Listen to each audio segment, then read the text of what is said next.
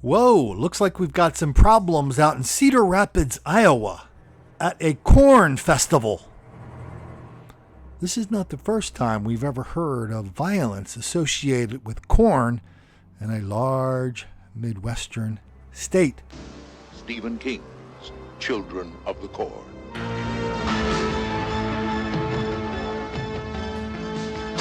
Praise God! Praise the Lord!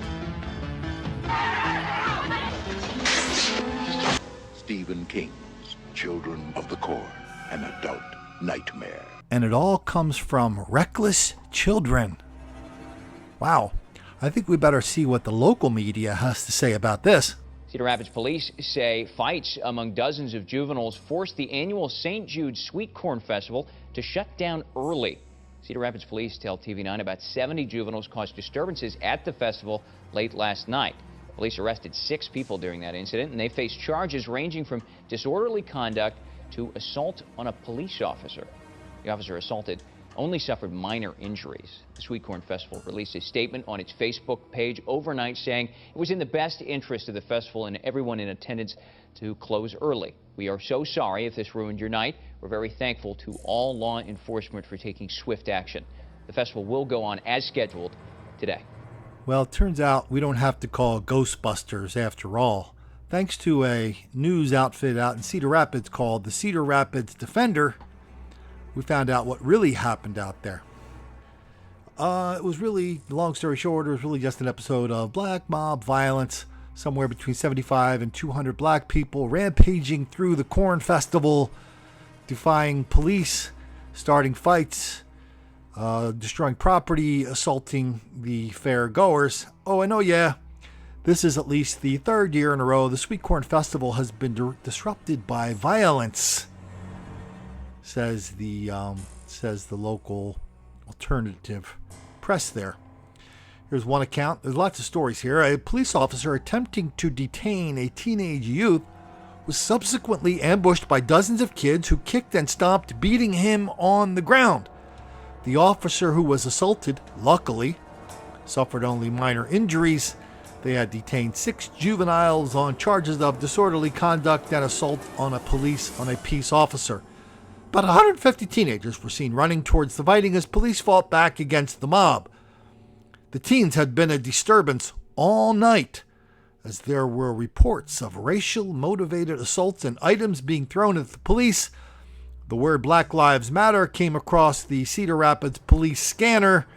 One innocent victim was elbowed, stepped on, and kicked during the stampede. The Cedar Rapids Defender went on to remind us that the gang violence at Sweet Corn Festival mirrors what we saw happen at Hog Wild days before escalating violence got the event shut down permanently. They shut down Hog Wild days too in Cedar Rapids. Wow. Lots of folks from Cedar Rapids were very unhappy with this. They're trying to figure out what happened to their town. The one they grew up in. Kind of bucolic, safe, everybody was friendly. They took to Facebook to talk about it.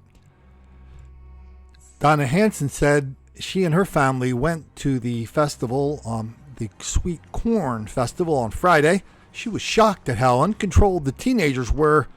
At one point, our 10-year-old said she wanted to leave. She kept pointing out how poorly they were dressed. Overall, it was a good short trip to a festival of fun that I have attended for over 30 years. I think all the right thoughts are in place. A few ruin it for many. Here's Heather Glacken. My in-laws came from out of state to spend the weekend, and we always plan it so they can come to the Sweet Corn Festival. We came later on Saturday, and it was a nightmare. There were so many people, kids, that were just hanging out, standing around, not caring about their surroundings, not even riding rides or eating. I got elbowed, stepped on, tripped, and even kicked. Groups were bickering at each other the whole time, and don't even start me on the parking. It was a huge waste of time. We were all so disappointed, and everyone kept saying, this isn't the same as it was before. I thought the festival was supposed to attract families, not be a teenager crap fest It was very unwelcoming, uncomfortable place to be. Here's Carol Kensit on Facebook. She said, my daughter's stroller, with her in it, got knocked over by some kids running and pushing each other Friday night. Luckily, I caught it before it went completely over and she was okay. I've never seen it like that before. Here's Julia Jordan. This has been unsafe for a long time. Our daughter got jumped there 6 years ago by a teenager she did not know. The doctor that checked her out said the boys were jumped there the year before and forced to give up their wallets. I complained about the security. It needed to be better. And, we'll never go back. It's time to do away with this unsafe environment. You guys ever met anybody from Iowa? I've been to Iowa. I like Iowa. I've met a lot of people from Iowa. Guess what? They're all very nice people.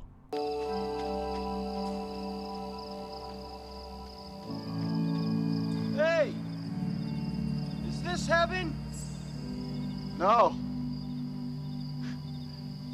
It's Iowa. Now, just because someone is nice, it doesn't mean they're particularly smart. At least about certain things they need to be smart about. So let's take a look at some of the solutions that the crowd from the Sweet Corn Festival were proposing. Here's Benjamin Danielson. Having the priest here's what he says. Having the priest in his collar and clerical garb would be a nice touch. It's good to see the priest visible, especially another authority figure. Then Byron Flint chimes in. Perhaps a few nuns around as well. Benjamin Danielson said, yeah, I'm not saying it's going to solve everything, but it would be a nice touch. Andrea Lamont, another Sweet Corn Festival grower, has a good idea and a terrible observation. The good idea is, let's just let people in over 18. Whoops, I think I'm giving her too much credit. I thought she was the one of the people who said, let's start charging admission. There's no admission to this festival. Charging admission will solve 80% of the problems at 80% of the places. Anyway, but here's where Andrea goes off the track. From what I see on a daily basis, it doesn't matter their race! Exclamation point. Congratulations, Andrea. You have now received an honorary membership in the world's largest coincidence society. So we have 100 to 200 black people rampaging through your neighborhood, through your festival, attacking your friends, attacking your family's friends. And all you can do is look at it and say it's a big coincidence that everybody there was black. Oh yeah, and it was happened the year before, the year before that, happened the year before that. It happened at the Hog Wild Festival. Yeah, come to think of it, they were black too. I guess that's just a coincidence. Andrea, do you think this is a coincidence? Same night, same kind of deal?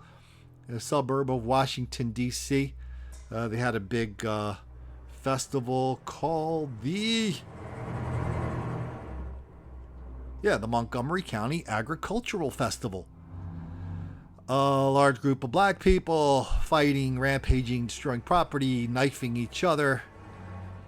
They sent, they sent Catherine Arcement out to cover it. She did a serviceable job of ignoring the central organizing feature of everybody who was involved in the violence. She basically ignored the whole thing.